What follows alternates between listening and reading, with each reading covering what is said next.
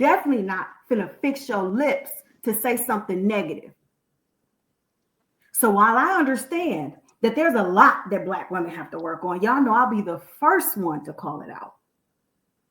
But when it comes to having people outside of our ethnicity that want to say things, I feel like there should be a line, a boundary that we draw, that we say, you can have your opinions, but what you're not going to do in front of me is be disrespectful.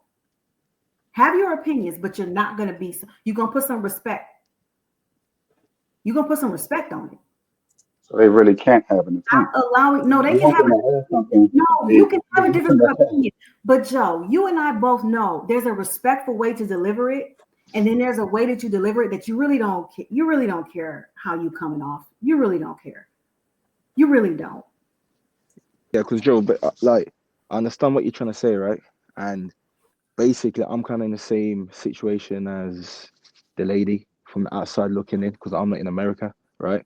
But like I said, because of the culture, yeah, the culture is kind of similar in America and the UK, like the Black people. So I can understand the way Black people feel about each other and whatever it is, right? In terms of relationship and dating and whatnot, because we move kind of similar. Now, um, I can only talk on so much as an outsider because I'm not educated. Like I said, with, within a culture, I can understand that we've all come from something, right? But in the UK, the Caribbean people came before the African people. I never had to deal with what they had, what the Caribbean people had to deal with because they came like what 30, 40 years before the African people started to come to the UK. So what they experienced, African people never really got to experience that as a whole because the Caribbean people fought so much, you know, the whole Windrush generation and all that, which paved the way for Black people, right? So that's what I said. I can understand what Americans have gone through, but I can't really talk on no Malcolm X, the what's that, the Black Wall Street, whatever it is called. I'm not educated in the American history, even as a Black person. So that would be me being ignorant and disrespectful to talk about, um, you know, just the American Black people as a whole, but within a culture, how we move. Some people can understand why I say certain things because, like I said, you know, we're all Black and we are your younger brothers or sisters. So we watch what you lot do. You lot don't really care for us, but we're following what you lot are doing over there, you know. But like I said, I can only talk on it so much, and that's why nobody would say, "Oh, JR, you're being ignorant or disrespectful," because I keep it limited to what I know.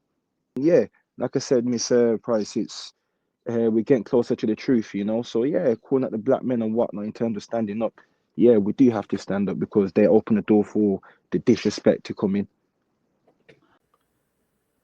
If we're gonna have the conversation, then we need to have the conversation, right? And that's not what typically happens. What typically happens is somebody just wants to tell you about you,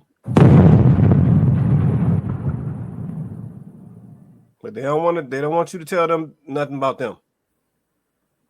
If they don't want you to talk about their culture and what they got going on, they don't want you, you know, the fellas don't want you talking about how they handle their women and how the household runs over in their country. They don't want to hear none of that because they're gonna do what they want to do.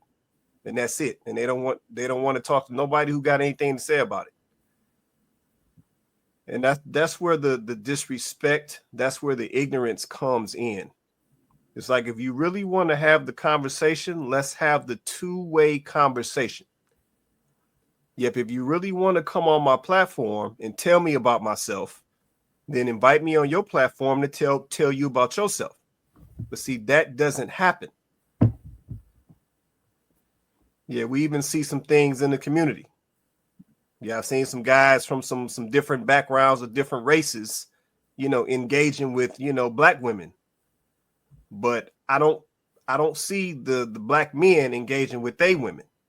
It's one direction, it's one-sided. So it's like if we're gonna be honest about it, let's be honest about it. Yeah, we can't act like it's all this collaboration out here. It's not. It never has been. So we really got to think about what we're saying. If we really trying to have a collective conversation and move people forward, that involves two sides, not just one. So we got to keep it a buck if we're going to go down that road. Go ahead, Coco. I also want to say this. I think part of our problem is we care too much about what other people think about us. Why do we care so much about what other people think about us that already have prejudices towards us? Like, I keep hearing people say, well, we kind of need to know, and this is not a dig at anybody. This is just my thought process behind it. We kind of need to know what they're thinking about us and how they see us and this, that, and the third. We already know we messed up. As Black people, we already know we're doing stuff that we need to change. I don't think that as a group, we believe that everything that is going on in our community right now is correct. We do not think that. We know. It's just a lot of us we ain't ready to turn the corner. We want to keep doing what we're doing. Period. We're not ready to make the changes. But do I need to get the opinion of someone outside of the community that has discriminations and prejudices against me to help me determine what I need to change?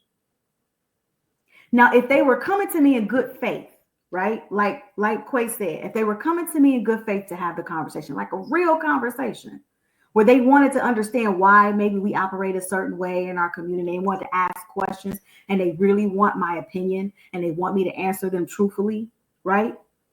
That would be different because maybe that person is really trying to understand. Maybe they're really trying to get it. But if you just already have in your mind,